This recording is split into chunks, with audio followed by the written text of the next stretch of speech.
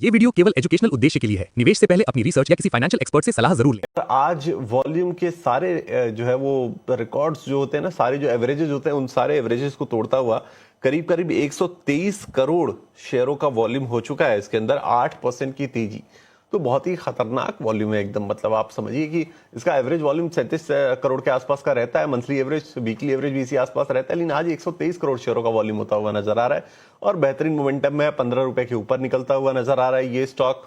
आप देखिए, भले ही स्टॉक को लेकर तमाम नेगेटिविटीज रही, लेकिन स्टॉक ने पिछले 12 महीने में रिटर्न तो तगड़े दिए, पैसे डबल हुए तो हैं। यहाँ पर एक बार जरा राय लेते हैं इस स्टॉक के ऊपर। पहले फंडामेंटल व्यू लेते हैं, उसके बाद टेक्निकल चार्ट भी चेक कराएंगे।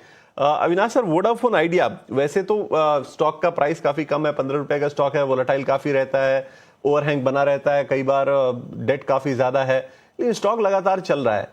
क्या कुछ बदल रहा है? क्या फंडामेंटली भी कुछ ऐसी मुहिम जो कंपनी की तरफ से हो रही है, जो काम आ रही है? कुछ लगता है ऐसा इसके अंदर? मुझे लग रहा है कि देखिए, वोडाफोन आइडिया में जो सब्सक्राइबर एडिशंस है विकास, वो पिछले 1-2 महीने से काफी अच्छा हो रहा है। इनफैक्ट उनके नतीजे भी जो आ गए थे वो थोड़े से उम्मीद से बेहतर आ गया। हालांकि लॉस तो था, लेकिन लॉस मार्केट के उम्मीद से काफी कम था।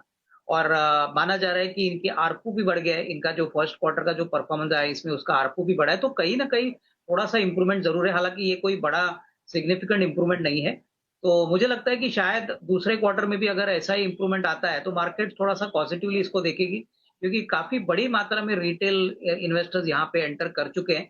इसका जो शेयर होल्डिंग है, इसमें रिटेल सबसे ज्यादा है। और सबसे बड़ी बात, 50% तो गवर्नमेंट ऑफ इंडिया के पास में है, तो ये स्टॉक में वो कंफर्ट भी है।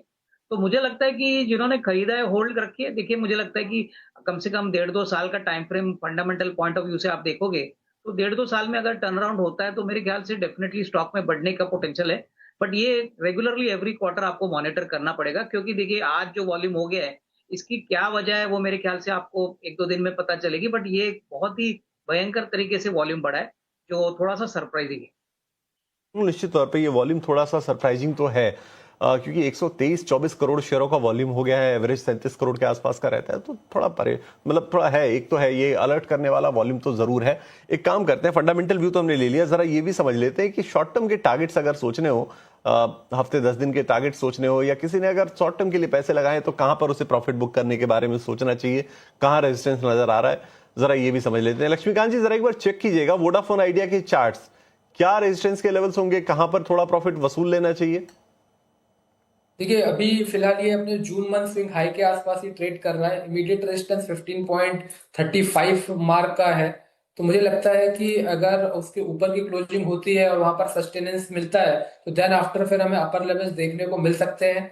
बट जिस तरीके से हमें यहाँ पर इंट्राडे लेवल्स पे 8% के गेन मिले हुए हैं, तो मुझे लगता है कि यहाँ पर हमें प्रॉफिट बुक करके चलना चाहिए। फिर अगर कंसोलिडेशन ब्रेकआउट 3 से 4 दिन स्टॉक इस लेवल के आसपास ठहरता है और फिर 15.35 के लेवल्स टूटते हैं, तो फिर वहां से फ्रेश बाइंग करनी चाहिए। जो नेक्स्ट रेजिस्टेंस है वो 16.20 से लेकर 16.50 जोन तक आता हुआ दिखाई दे रहा है। चलिए ठीक है, ये राय आपको वोडाफोन आइडिया के ऊपर मिल गई है।